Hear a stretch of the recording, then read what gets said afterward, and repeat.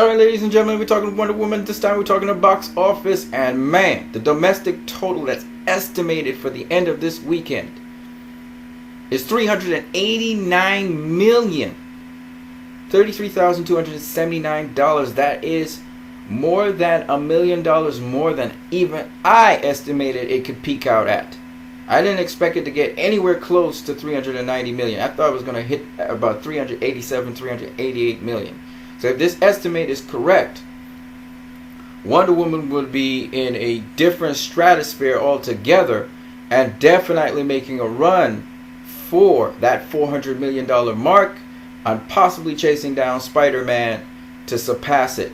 And I think it's 403 million it has to make. So it's really within range. It's less than 10 million away from the 400 million mark, and roughly about 12 million away from Spider-Man. And that is very possible with Wonder Woman, how it is performing. Let me just show you what its performance over the weekend will be. That means that Wonder Woman would have grossed in over this weekend $4,630,000, a 31% drop, almost 32% drop from the weekend before, which would be impressive. That would be extremely impressive for Wonder Woman. So we're looking at some really good stuff here. We'll see what's going on with Wonder Woman, but let me just summarize a couple things. But first, let me just talk about the worldwide Kume. So it's estimated that its worldwide Kume will be $779 million, $443,279. That's a very, again, extremely impressive. We'll see if that really transpires that way, if it'll make more than that or less than that. You never know, right? These are just estimates. But what that means is the following things, and let me just show you some of the criteria that Wonder Woman, the kind of accomplishments that it is positioned in. It means when you talk about comic book adaptations, okay, it's now in the 8th position.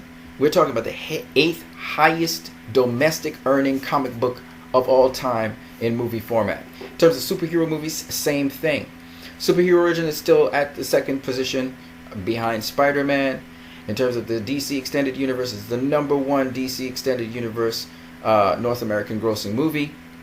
In terms of DC Comics, it's the 3rd highest. In terms of the summer blockbusters, it now takes the #1 spot. Okay? So we're going to look at the all-time domestic charts. We're going to look at the all-time worldwide charts. We're also going to look at the Superhero Summer Slam and the DC Extended Universe. So let's start with the all-time domestic grosses. So that makes Wonder Woman now jump ahead of Guardians of the Galaxy. It is right now at the 27th spot. Now it's chasing down Frozen for the 26th spot. It has a ways to go, a couple million. But it looks at this speed and at this rate of decline that it's having that it will catch Frozen before the end of its run. The question is, can it chase down Transformers, Jurassic Park, and Spider-Man and pass those guys? And my answer to that is yes, it can. Why I'm saying this is because if you look at, this is the 8th week, it has another run. It's going to have some steam in the 9th for sure. And so between the 8th and the 9th week, it's going to make a reasonable amount of money in the North American domestic box office. We're talking about at least 5 to 6 million when you include the week and the weekend, not just, you know, separately, but the week and the weekend. It's going to make at least an extra $6 million. That will lead it to $395 million. Now, from the 10th week and onwards, the 10th week, it may still gross by the weekend. It may still gross over $1 million, the rate at which it's going, which means if it does that, we're looking at, you know, between the 9th and the 10th week, we're looking at maybe an extra $3 or $4 million. So you're looking at there, it gets, it will, if it gets to 96 million and it gets an extra $3 or $4 million, that means it gets to $400 million mark. And from there on in, all it needs is, you know, like if it can just get Man of Steel amount of weeks, if it can get 4 more weeks, it's gonna make it. Because it, you know, you have to, it's gonna trickle in, but it's gonna trickle past. It's gonna make at least an extra 2 million or 3 million. That's the decider right there. An extra 2 million or 3 million within 4 weeks gets you to past Spider-Man. Or if you don't get past Spider-Man, you get damn near close to Spider-Man. Okay, and so just looking to see if it will become the #1 superhero origin film. We already know Spider-Man Homecoming is not going to be that. It's not going to get anywhere near Wonder Woman. We're just looking at how its box office is transpiring. You can go ahead and go and check that out as well. But it's nowhere in that category. You know, Guardians of the Galaxy has run out of steam. It's made an excellent run, but that's it. It's wrapping up now. So at the end of the day, we're looking at Wonder Woman is challenging Spider-Man. And it is a comic book movie. All the other movies, well, Transformers Revenge of the Fallen is also a comic book movie, so I had to. But that will be crazy. I don't think it's going to get as far as the Hunger Games or Captain America Civil War. If it does that, it has outperformed itself. It has to get a second breath of fresh air from the audience. People have to actually just rush back into the cinemas and watch Wonder Woman again to get that second wave. It could possibly happen, right? It's not impossible because this movie is defying odds right now. So, man, that is crazy. And that's domestic box office. We're not finished. Worldwide box office now. Worldwide Kume. And these are estimates. Remember, the actual figures we'll see next week, okay? Or this coming week, shall I say. But in terms of worldwide Kume, Wonder Woman is on course to get past $800 million. No doubt about it. It exceeded my expectations. I didn't expect it to get this far. I thought it would get as far as... I knew it was going to go past Guardians of the Galaxy, so it did that. It got past 2012, but it also surpassed Star Wars. The very first Star Wars film in 1977, which was a huge blockbuster hit, today would have made billions and billions of dollars. Wonder Woman has just got past Star Wars. When we talk about not catering for inflation, that is very impressive. And it looks like it's challenging Deadpool. Before the end of its run, it's definitely going to smoke Deadpool, Spider-Man 2. It's going to smoke those. Indiana Jones and the Kingdom of the Crystal Skull. It's going to smoke all those movies. Fast and Furious 6 is going to take him. E.T. the Extraterrestrial will smoke that. Harry Potter and the Prisoner of Azkaban, I think it is Azkaban, is going to smoke that too. Shrek the Third is going to smoke it. I believe Wonder Woman is going to get past the $800 million mark. After that, I can't really tell you what's going to happen. But if it can get past Fantastic Beasts and Where to Find Them, that's not too tall an order, really, because if it makes over 403 million in the domestic box office, it's going to make more than that international. So it's going to crack past, $400 million internationally for sure. So if it makes 403 domestically, it's probably going to make at least 410 internationally, probably even more than that, which means you're leading to something like 813, 814. It just could pass Fantastic Beasts and Where to Find Them. So if this movie is going along the trajectory it is going at, it will accomplish what we are hoping it will. And that is, it'll become the #1 superhero origin film. I don't know if it'll happen. I mean, it could. And also, it's going to take just about everybody except for probably Independence Day and Spider-Man. I don't think it is going to actually overtake Spider-Man's total when all is said and done. But I could be absolutely incomprehensibly wrong. You're talking about we still have 6 more weeks of this movie being in the cinemas. Once they keep it there for 14 weeks, this movie is going to do what it's supposed to do. It's really going to grind down that trail mark pathway. And I'm telling you, whether people like Justice League or not, they're going to go watch Justice League just for Wonder Woman. She's a bigger draw than Batman, than Superman, than any other member of the Justice League. She is huge, okay? And she's made a tremendous statement, and there's no denying it now, okay?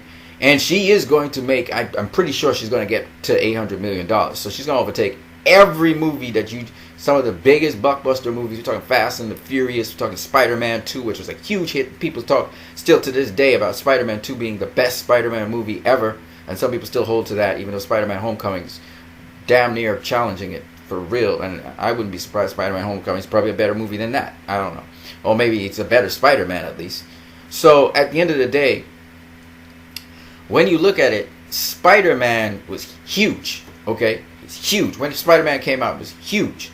If Wonder Woman even comes close to Spider-Man, she's going to make history, all right?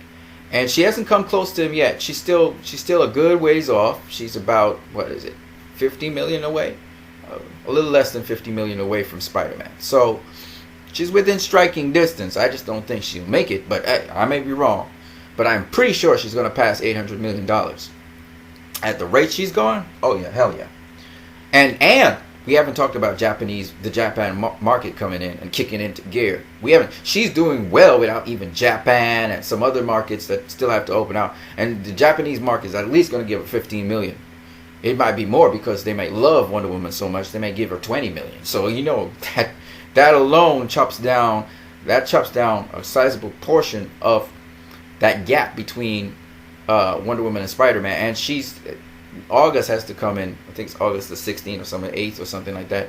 That's when the Japanese market opens up for this movie. So, I mean, and the Justice League looks crazy. So that's only going to pull more people to go watch Wonder Woman. But it's definitely the summer blockbuster. That goes without saying. You can see it's close competition right now. The closest thing to it was Guardians of the Galaxy. SpiderMan Homecoming is a long ways off. And just the way how Spider-Man Homecoming is going, I don't see its trajectory making that kind of money that Wonder Woman's making. Alright, let me show you Guardians of the Galaxy 2, what's happening with it. Guardians of the Galaxy 2 has been extremely successful, highly successful movie, awesome stuff. 859 million, almost 860 million, that's Batman v Superman kind of numbers for a sequel. Excellent stuff. It was an ensemble film. So this movie performed absolutely well. $200 million was its budget. It made that money back, and it's made 459 million, almost 460 million on top of that. And still, as lucrative as it is, it still hasn't touched Wonder Woman's figures and what Wonder Woman will generate when it's all said and done. I think Wonder Woman is absolutely much more profitable than this movie. Spider-Man Homecoming. 175 million. Right now grossed in 571 million worldwide. Crewmate, that's just ridiculous already. And it's only in its third week, I think it is. So it's doing absolutely well internationally. Domestically, it's very conservative. So I don't expect this movie to blow up like the first Spider-Man movie did. If I'm not mistaken, it's probably going to end up at maybe it'll reach 300 million, maybe. You know, and I see it topping out worldwide. Its worldwide crewmate topping out somewhere around close to 700 million, if not 700 million. Okay, you know, the low 700 millions, and that would be absolutely fantastic for a movie like that. So remember, we've seen Spider-Man a number of times, so it's not like people haven't seen Spider-Man. So, and this is its debut film, and for debut film, if it makes anywhere close to 600, $700 million, it's good money in the bank. You know, it's Sony. I mean, it'll be less profitable than maybe the other Spider-Man series, but costs less to make, so it's much more profitable. So yeah, at the end of the day, Spider-Man Homecoming, you know, raking in that kind of money, that's decent money. You know, decent money, right approach to it. You can build on that, right? Guardians of the Galaxy 2, we said massive worldwide kume, massive domestic total. That's a sequel, and a ridiculous domestic total. It's been making good money, and it's been out there for a while. It's ending its run now, but as you can see, $200 million budget. All right, so Spider-Man Homecoming and Guardians of the Galaxy, they both had a bigger budget than Wonder Woman. When we talk about Wonder Woman, on the other hand, we're talking about a movie that at most, its production budget was 149 million. I doubt it was even 149 million. The movie up to very recently was close to $100 million it took to make it. Okay. So I think Patty Jenkins, the production budget, I think they overestimated the production budget on this movie. And I also think that the marketing cost of $300 million, while that may be what it actually costs to market, I think it's still going to be a lower number than that because, as I said before, the production budget, I don't think Patty Jenkins, I don't think she spent so much money to make the movie, quite frankly. So we're talking about a movie less than $300 million it took to make, and currently has made $779 million. That's more than Guardians of the Galaxy 2 has made. That's more than Spider-Man Homecoming has made. $479 million profit we're talking about for this movie. That's money that you can use to make several movies. Okay, and it's not finished with its run. So when it passes 800 million, we're looking at over $500 million this movie would generate in terms of profit. This is the most I believe the most profitable summer movie blockbuster, and it is also the number one summer movie, and it is the number one DC Extended Universe movie. As you can see clearly, it dwarfs everything here. Okay, Suicide Squad did excellently well as well, 325 million. That was very good domestically. Batman v Superman, same thing. But Suicide Squad cost less than Batman v Superman, right? Man of Steel was very decent. It was a decent total. I mean, SpiderMan Homecoming can make anything near that total. It'll be very profitable. So this was a profitable movie.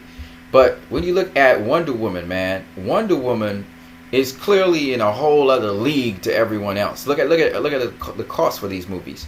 149 million, 179 million. This was decent, right? This made decent money. This is the second most profitable movie, right? Batman v Superman is the most profitable, is the third most profitable movie, right? You just look at the budget and look what it made. Look at the budget and look what it made. So that's how you basically figure it out, right? So the most profitable movie out of them all, though, is clearly, I mean, hands down, Wonder Woman. Then is Suicide Squad. Then Batman v Superman. Then Man of Steel. And all I'm saying is, Warner Brothers has continually been generating more and more money per movie they've put out. And I'm saying this for a particular reason, and that is, when you look at these movies, right? When you look at these movies, there's no way you can tell me that Warner Brothers were never in a good position. They wanted to get the critical acclaim, don't get me wrong, all right? They wanted to get the critical acclaim. But when you look at how they have performed otherwise and how people responded to these movies, yeah, you had your naysayers, and they were the big mouth people, and they're still in the industry, and they're talking all these negative things about these movies, especially Zack Snyder's Man of Steel and Batman v Superman. Even though now people on reflection looking at Man of Steel, they say, oh my gosh, it's every time I watch the movie it's better and better. Okay, so those people who say, the naysayers, and I mean there was a lot of hate for Man of Steel. With Batman v Superman, there was a ridiculous, I never seen hate like that. Never seen it. Caustic hate. This movie didn't even come out, and it was just so much hate for Zack Snyder, and they second guessed him. He gave the best Wonder Woman you ever had. That's why we have the best Wonder Woman movie. Of course, the director, Patty Jenkins, has a lot to do with that as well. He gave the best Batman we've ever seen. That's why in Justice League, we're looking at Batman. We're awesome. We've seen the best Superman we've ever seen. That's why people talk about Man of Steel up to this day. And some people rank Man of Steel as the number one superhero DCEU movie that they have seen. Okay? That's what it is. I say all of this just to say that all of that hate was unsubstantiated. Even to this day, I hear them talk about Superman, he wasn't a hero and stuff. And now I hear people bringing sensibility and rationality. You hear the other person answer back, well, maybe you didn't see all these things overtly, but you can see Superman was saving people in these movies. And it was really the world Superman was in. There were certain people in the world which were questioning him. It wasn't Superman. He had the same values and everything, but the people in his world were not receiving of him like other Superman that you've seen in other movies. Finally, somebody started talking sense. I heard it on, I think it was Screen Junkies, and some other place. And the point being that they were saying that, you know, when you hear the narration in the trailer about Superman bringing hope and making people see the best in each other, that people were saying, well, we didn't see that in Superman. And finally, somebody speaks sense. And it's because as you move further and further away from vitriol and emotional reactions to a movie, which you expected to be one way and it turned out to be something else, as you move further and further away from that, what happens is you begin to use your nugget and you start to think sensibly. People like me who are visionaries, who see other visionaries, we pick up and we enjoy things because we know it's challenging us. And we as an audience, we're not just there to sit down like gluttons, like stupid idiots and eat candy and say, oh, I was so pleased. You know, like spoiled little brats. No, we're there sometimes to learn things and to feel a little bit uncomfortable in a cinema because sometimes life is like that. And that's the problem with these dumb down, stupid people who keep on comparing everything to Marvel and talking about post-credit scenes and all these stupid things. You know, sometimes I just want to slap these fools. But you can't do that. That's wrong. But I'm just saying, how can you be so drunken and stupid, man? You know, it's just stupidity of people I can't take. I'm sorry. I have a lot of patience. If you've ever been with me, I'm a very patient person with people who are ignorant of things and so on. But it's not that bothers me. If you're ignorant of something, that's okay. It's when you are so snarky with your ignorance. You're such a know-it-all idiot. You know what I mean? That's what grates on my last nerve. You're willing to throw an insult for something you don't even understand. You're a dimwit when it comes to the thing, but you're ready to hate on it. And you have great joy in poking fun at something and attacking it, knowing that it's good. And that's why you want to attack it. It's those kinds of people that annoy the crap out of me. I just want to slap them stupid. You know what I mean? Because it's one thing when people are enjoying something. It's another thing when you come to kill their joy in something. And you don't even have some sort of logical something to it. You're enjoying taking the joy out of another person instead of going around enjoying what you like. If you like Marvel films, then go ahead and enjoy your Marvel films. I ain't going to tell you nothing, because I don't want you to lose your luster over a Marvel film because I don't take to it. It's me. It's my personal preference. That's what it is. But if tomorrow Marvel makes a film that I naturally am inclined to and impressed with, I will tell you so, because I'm not a hater. You see what I'm saying? I'm not a hater. Right now, these fools, they're looking for a way to hate on Justice League, but they can't. Why? Because Joss Whedon knows how to make movies. Okay? Danny Elfman, they've been in the business a long time. They know how to make a movie so that everybody can enjoy it. But there are haters who will just hate on this movie, even if it's extraordinarily good. Even if fireworks are coming out of people's butts and it's just fantastic and blows people's minds away, there are haters who are set and they will try to hate on this movie. They will try. But when nobody responds to them because everybody's just blown away by the movie and it blows box office off the ceiling and everything about it just getting blown away, you know what was the biggest insult for these fools? And they couldn't accept it when Suicide Squad won an Academy Award. And guess what? Wonder Woman might just be nominated for an Academy Award. It's the summer movie. You understand? There's no stopping DC. There's no stopping the DCEU. There's no stopping Zack Snyder. There's no stopping these people. You can write whatever you want. If it doesn't make sense, people are not going to respond to it. It's that simple. Anyway, you guys have a great one.